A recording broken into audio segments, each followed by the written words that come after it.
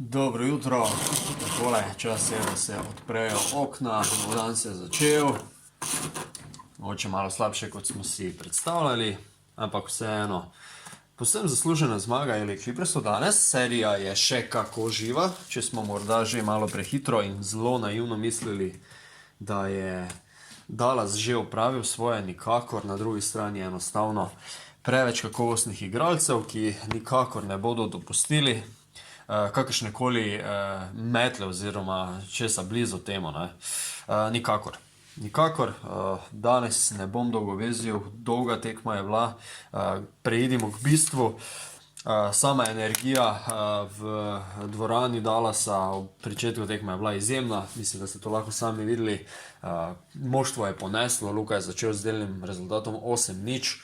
Sledili so kaj hitro še tudi ostali igralci. Mislim, izgledalo je, da bodo Clippersi poraženi v prvi četrtini. Ampak že do konca prve četrtine je prednost znašala samo 1 točko. S tem rezultatom je potem tudi se sama četrtina zaključila, kar je pomenilo, mislim, kar smo že lahko začeli ugotavljati, da bo mogoče to 29. tekma zapored, po kateri bo Dallas dobil srečanje ob tem, ko je dobil prvo četrtino. No, po res zelo dolgem času se tole ni izkazalo kot točno, kajti Dallas je na koncu doživel poraz. Skratka, ko je Luka enkrat odšel v prvi četrtini ven, je prednost Dallasa se začela silovito in sunkovito topiti. Prej je bilo plus 17 točk, mislim, da v pičlih 3 minutah je prednost kopnela na vsega 5 točk. Že v prvem polčasu je prišlo do določenih provokacij, ki smo jih seveda absolutno pričakovali, v glavni vlogi Patrick Beverley.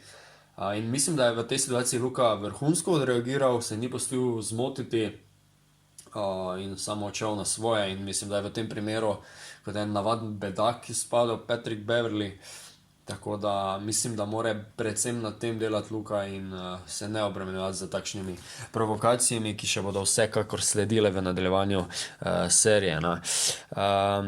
Vse skupaj je delovalo že v prvem polčasu, kot da gledamo eno tekmo Luke proti Kavaju. Igralci sta se v bistvu izmenjevala v napadu, kdo bo dosegel več točk. Tako da v bistvu je bilo res izjemno gledati tale dvoboj, no, nimamo kaj reči. Ja, drugi polčas pa se je začel z veliko manj energije Dallasa, sam sem tako videl tole zadevo, no.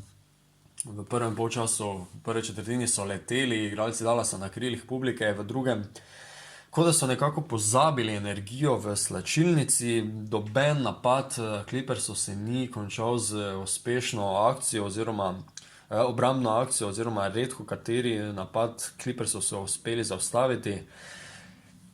Tukaj mogoče krivično ali pa ne vem, nekako gledam z očmi predvsem na Porzingisa, ki je tako neodločen v teh obrambnih akcijah, pa danes ni bil niti približno odločen niti v napadu.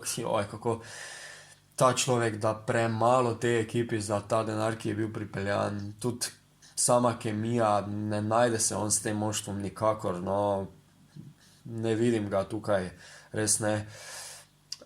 Jaz mislim, da je v tem delu, se pravi v tretji četrtini, Rick Carlisle naredil zame osebno veliko napako in je dal komaj minuto do konca tretje četrtine Brunsona v igro, ki je ne samo danes imel par zelo zanimivih minut, ampak čez celotno serijo, čez celotno leto mislim, da zelo zadovoljivo igra in danes je bil enostavno premalo opažen.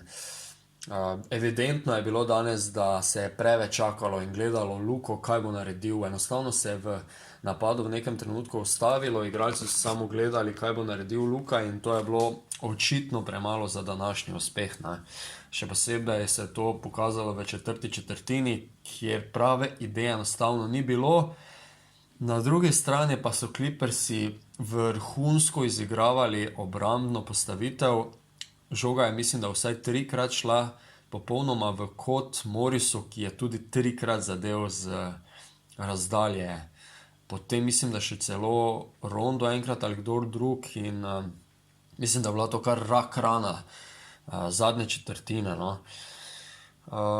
Isto Zupčevi skoki v napadu ob zelo nepravem trenutku, ko se je nekako lomilo vse skupaj, oziroma ko je izgledalo, da bi mogoče še Dallas lahko naredil nek priključek, se je tamle Zubac, mislim, da z 3 napadalnimi skoki kar naredil ogromno razliko, no, v tistem trenutku, no. Resnično me skrbi prevelika odvisnost od Luke, no, v napadu Dallasa. V obrambi bo itak potrebno malo bolj stisniti, preveč odprtih metov dobi, ne odprtih metov, preveč lahkih metov dobi Kawhi Leonard. On je stroj iz pol razdalje in to mu je treba preprečiti. V prvem polčasu je pa Paul George naredil pravi posel, no, potem so ga začele pestiti težave z osebnimi napakami, ampak do tistih svoj posel je naredil, no. Vseeno pa mislim, da je bil Kawhi danes malo večji jeziček na tehnični. Toliko za danes, noč je bila res dolga tekma tudi, tako da vedno moramo gledati na pozitivno stran. Pozitivna stran danes je še 3 takšne tekme, pa imamo Luko v kvalifikacijah za olimpijske igre. Ja. Pardon izrazom, ampak jebemo mater. Tako je. Hvala, da me spremljate. Ostanite na kanalu za več podrobnosti. Se slišimo do naslednjič. Hvala, srečno.